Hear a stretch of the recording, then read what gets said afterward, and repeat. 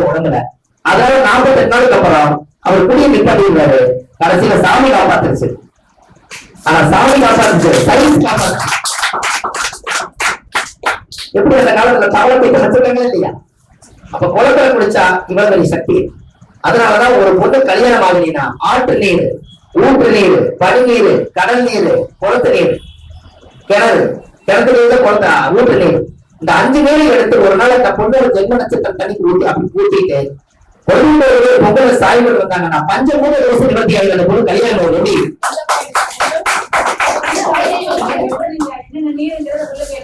Sir? ஆற்று நீர், குளத்து நீர்,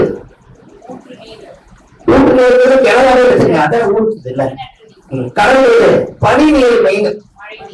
ஆமா, மழை நீர் எடுத்துங்க, மழை நீர் எடுத்துங்க, பனி கிடைக்கிற மழை எடுத்துங்க, அங்கிருந்து தான் வருது இந்த மழை நீர்.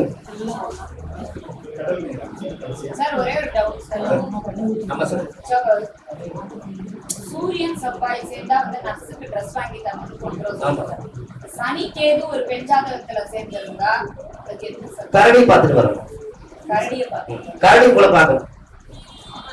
சனி கேது சேர்ந்தாலே கடன், அதிகமான கடன், மன உளைச்சல், நெருக்கடி, சோகம் ஜாஸ்தியா அவங்களுக்கு. கேது என்பது தடை, இதுல வேற சனி அதை விட தடை, அவங்கள வாழவே விடாது. இந்த சனியும் கேது வந்து ரோமத்திலேயே இருக்கிற மிருகம், பெரிய மிருகம் இது. என்ன நேரம் சனி, என்ன நேரம் ரோமம் வந்து அதிகமா இருக்கிறது கரடி. அப்ப அதுக்கடுத்த சனி கேது இருக்குது. அதோட பார்வை நம்ம மேல பட்டா அந்த தோசை பத்தியா எப்படி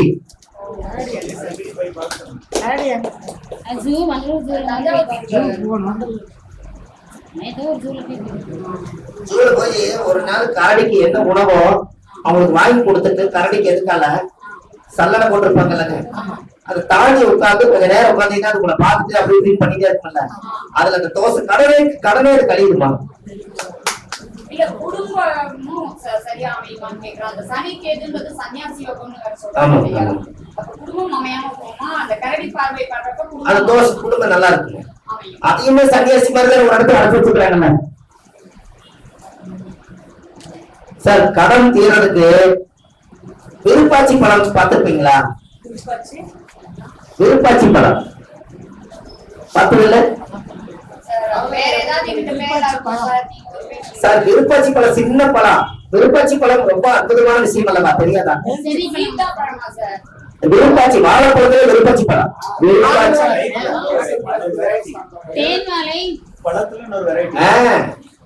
சின்னதா இருக்கும் விருப்பாச்சின்னு சொல்லுவோம். இலக்கி வாழைங்க ஐயா, அதுக்கு இன்னொரு பேர் ஏலரிசி. ஏலரிசி இந்த இத்துணுண்டா இருக்குமே சார். வாழைப்பழம் தான் விருப்பாச்சி. பாத்துருக்கீங்களா? பம்சல் எல்லாம் கொடுப்பாங்கல்ல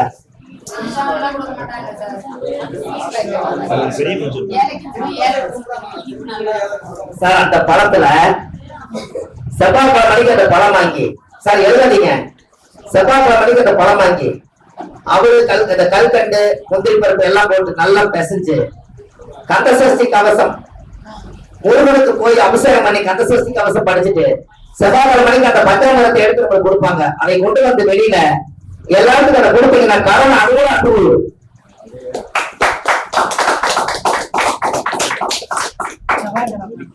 சார் விருப்பாச்சி பழம், அது விருப்பாச்சி பிளஸ் உங்களோட வானிலை ஏதோ போட்டு, அது உங்க வானிலை போடுங்க.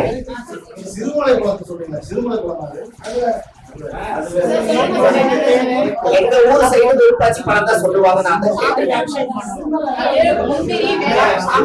அது அபிஷேகத்துக்கு என்னென்ன போடுவீங்க சார்? பழனி மலை முருகன் கோயில்ல இன்னைக்கு சித்தநாதருடைய அபிஷேகம் நீங்க சாப்பிடுறது கெடாம போறதுக்கு காரணமே விருப்பாச்சி பழம் போட்டு அபிஷேகம் பண்றதுனாலதான். அப்ப கடன் தீவனா விருப்பாச்சி பழம் அபிஷேகம் சாப்பிட்டுலாமே. புரியுதுங்களுக்கு? விருப்பாச்சி பழத்துக்கு அந்த பவர். ஏன்னா அந்த காலத்துல அதுக்கப்புறம் தான் வாழைப்பழம், தேன் பழம், மோரிஸ் பழம், நேந்திர பழம் இதெல்லாம் வந்தது.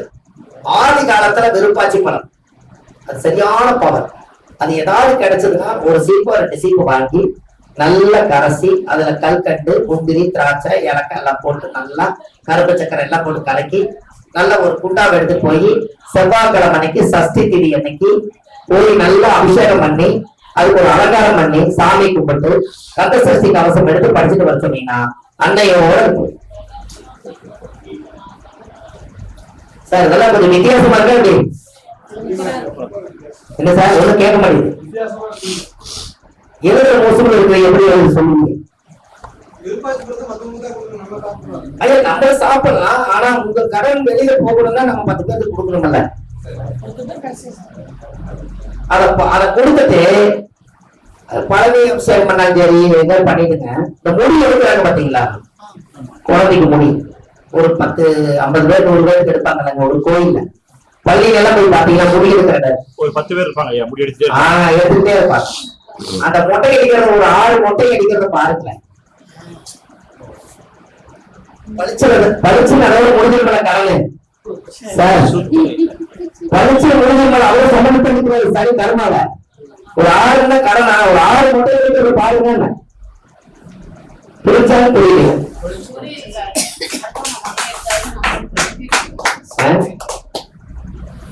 சார். என்ன சார்? சார் மொட்டை அடிக்கிறது மட்டும் இல்ல, மொட்டை அடிச்சா என்னன்னா சம்பளம் பூசுறாங்கல்ல, அது எது பூசுறாங்க? அப்புறம் சார் அப்படி இல்ல, அதெல்லாம் இல்ல. சனின கர்மா அவரோட வேலைகள் வச்சிருக்கனால சடை பிடிச்சு கிடக்குற கர்மா. இந்த சனியெல்லாம் நம்ம விட்டு விலகி போய் சந்தனம் என்பது மஞ்சள் வந்து கூடும் வறுமையெல்லாம் போய் இனிமேல் நமக்கு நறுமணமா வாழணுங்கிறதுக்காக சனியை மாத்தி குருவா நீங்க கொண்டு வர்றீங்க. அதனால மாட்டீங்க.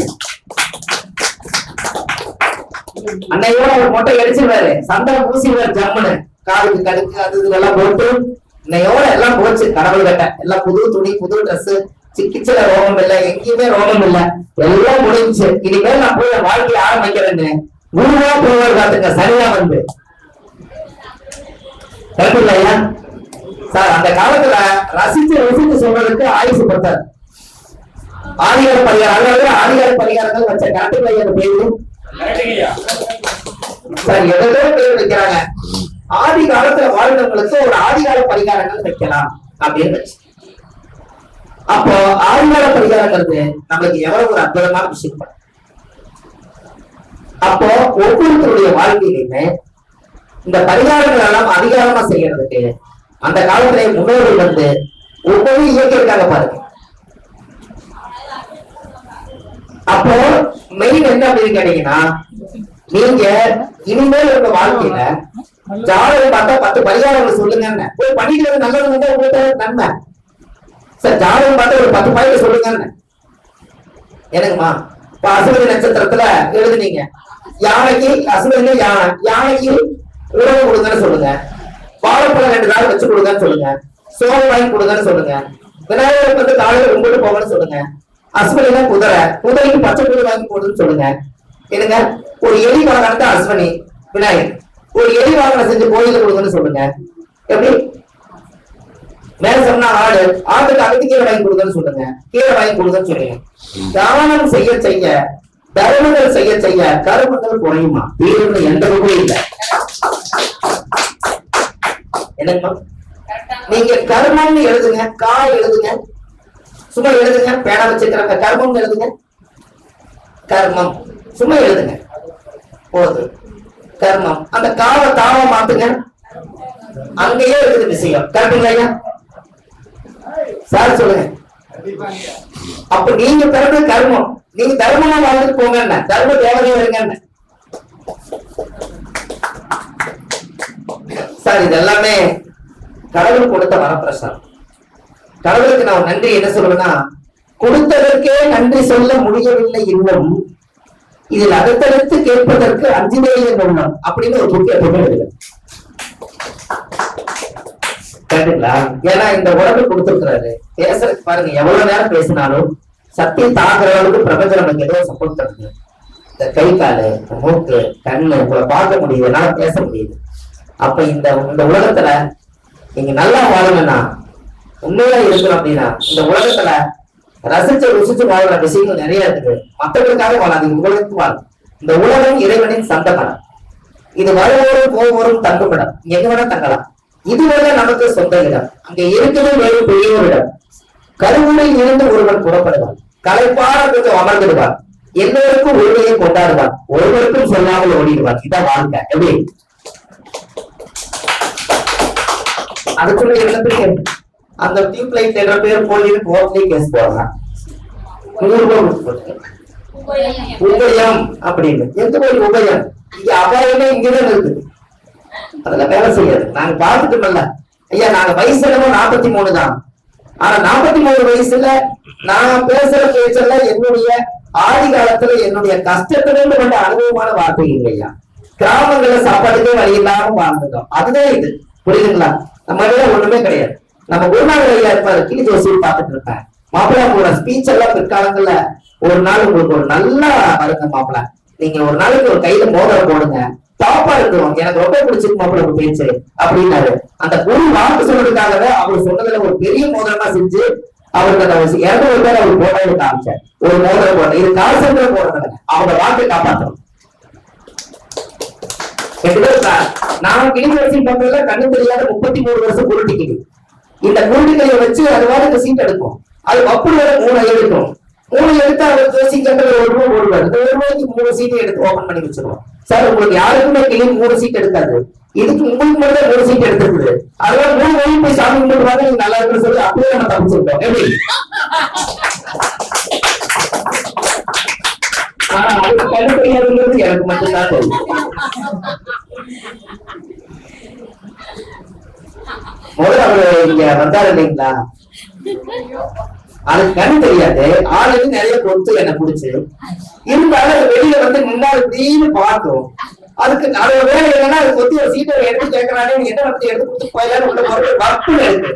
அது ஆங்காரமா இருக்கும் 3 எடுத்து அவன் கேட்பான். அந்த கேட்பாரு இன்னும் எல்லாம் இப்படி இருக்குது. கிளி வளர்த்து எப்படி நீ லட்சமா வச்சுக்கிற கிளி வந்து 3 எடுத்துருக்குதுங்க சார். உங்களுக்கு அதிர்ஷ்டம் யாரும் நீங்க எடுத்தது இல்ல, உங்களுக்கு எடுத்துருக்குது. நீங்க அதனால என்ன பண்றீங்க, இந்த 3 ஓபன் பண்ணலாம்னா அது லட்சுமி வரும், விநாயகர் வரும், ஒரு முருகன் வரும். இந்த 3 தெய்வம் உங்களுக்கு துணையா இருக்குது. தொட்டு அப்போ சொல்லி அந்த ஒரு சொல்லுங்கள். அப்ப இந்த வரிகளை எப்படிங்களா சார் எங்க வாழ்க்கையில அப்படியே சொல்றோமா சார்? இந்த இடத்துல நீங்க பெரிய மன்னர ரதியே உட்கார்ந்து அவர் எல்லாம் கொஞ்சம் டீசெண்டா மனிதன் நான் நினைச்சா ஏன் அப்படி பேசுறேன்னு நினைக்க வரீங்க. இந்த உலகத்துல யாருமே பணக்காரர் கிடையாது. நீங்க அதை யோசிச்சுங்க. யாராவது பணக்காரர் கையுங்க சார்? பணக்காரர் உலகத்துல யாரும் சொல்லுங்க. யாருமே இல்ல சார். பணக்காரே கை காட்டுங்க. ரைட்டு. அம்பானியோட அப்பா சீரப்பாண்டி தானே. அப்ப யார் பணக்காரு? ஆனா அப்படி விட மாட்டா சார் யாரு.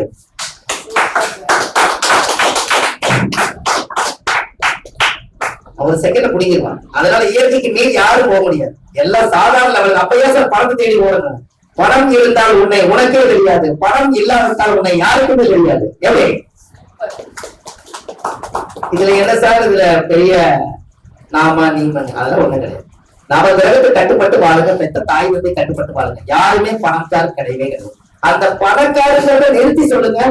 பணம் கார், கார் வந்து பணம் இருந்ததுனால கார், அதனால பணக்கார். ஐயா தான் வராரு அப்படிங்களா? சரி. ஐயா ஐயா வணக்கம் ஐயா, ரொம்ப சந்தோஷம் ஐயா நீங்க வந்தது. பணம் இருந்தால் பணம் சேர்த்து சொல்லுங்க.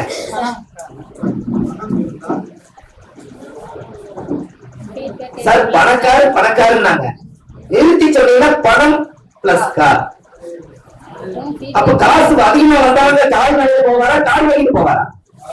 அதனால அந்த காலத்திலே பணக்கார கட்டுங்க. இதுதான் பணக்காரர் வந்தது அவங்களுக்கு. வேற எதிரையுமே வார்த்தையிலேயே எனக்கு உன் கை நம்பி உயர்ந்திடப்பார், உனக்கென எழுது ஒரு வரலாறு, உனக்குள்ளே சக்தி இருக்க ருசிப்பட படிப்பார். அதான் பணக்கார். எனக்கு ஐயா வேறெல்லாம் ஒண்ணுமே. அப்ப நம்ம ஜாதகத்துல தேடாத செல்வமே கிடையாது. எல்லாமே ஒரு ரூபாயிலிருந்து நம்ம இவ்வளவு தூரம் வந்திருக்கிறோம்னா என்ன காரணம்? ஜோதிடத்துல பரிகாரங்களை வந்து கண்டுபிடிச்சு ஒவ்வொரு ஆக்டிவேட் பண்ணுங்க, கண்டிப்பா நடக்கும். சார் நீங்க நல்லா பாருங்க, கால் கை பிடிச்சாவது வாழ்க்கையில முன்னுக்கு வரணும்னு ஒரு வாக்கு சொன்னாங்களா இல்லையா?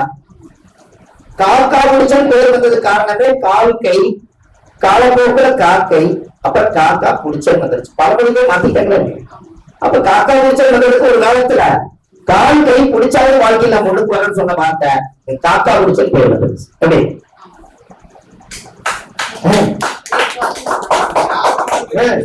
ஊரமொழி ஊட்டி வளர்த்தா தம்பியில தானா வளருமா? அது என்ன லாஜிக்கு? ஊரமொழியில தெருவிழை ஊட்டி வளர்த்தா வளராது. கல்யாணம் வச்சுட்டு வந்தா அந்த வீட்டுல ஊரமொழி அதுதான். அதுக்கு வாயு வயிறுமா கன்சீவ் ஆயிட்டாங்கன்னா பழங்களும் இந்த மாதிரி ஆப்பிள் ஆரஞ்சு எல்லாம் எடுத்து மாமியா வந்து ஊராமலை ஊட்டி விடு, வயிற்றுல வளர்றது உங்களுல, அதனால ஊராமலை ஊட்டி விட்டா உங்களுள்ள தானா வளரும் சொல்லி வச்சாங்க. கரெக்டா? நீங்க தெருவிழை மாத்தி விட்டாங்க சார். என்ன தூக்கவே தூங்கவே வெளியே நானு சாப்பிட்டு ஒரு சோதனை இருக்காது சார். அப்படியா சார்? இண்டஸ்ட்ரியிலே தூங்குறீங்க சொல்லு.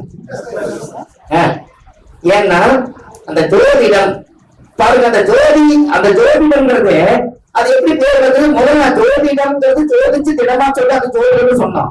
இப்ப ஜாதகம் பார்க்கிறவங்க உங்ககிட்ட ஜோசியர் கிட்ட ஜாதகத்தை கொண்டு கொடுத்தா உங்களுடைய ஞான கண்ணுக்கு அது ஜோதி என்னங்க ஜோதி இல்ல ஜோதிடம் வந்து ஜோதி வந்து உங்களுக்கு திடமா தெரியுமா சார்? உங்களுடைய அந்த நவகிரகத்தினுடைய ஒளி இருப்பது ஜோதி. அது இடம் அந்த ஒரு இடத்துல தெரியுதா? அத ஜோதிடம் சார். எப்படி நீங்க ஜாதகத்தை கொண்டு வருவீங்கல்ல, ஜோதி தெரியுதா? அந்த ஒளி வரிசையில் இருக்கக்கூடிய அத்தனை ஒளிகளும் சேர்ந்து உங்க ஜாதக கட்டத்துல இந்த கிரகம் நீசம், அந்த கிரகம் உச்சம், அந்த கிரகம் பகைன்னு சொல்லி அது ஜோதி வடிவத்துல அந்த ஒளிகளை வந்து ஜோதி ஒரு இடத்துல தெரியுதா? அதனால ஜோதிடம். எப்படிங்க? அப்போ இது நம்ம ஜோதியா நம்ம கையில் கொடுத்துருக்காங்க. அப்ப வாழ்வது ஒரு முறை, வாழ்க்கட்டும் தலைமுறை.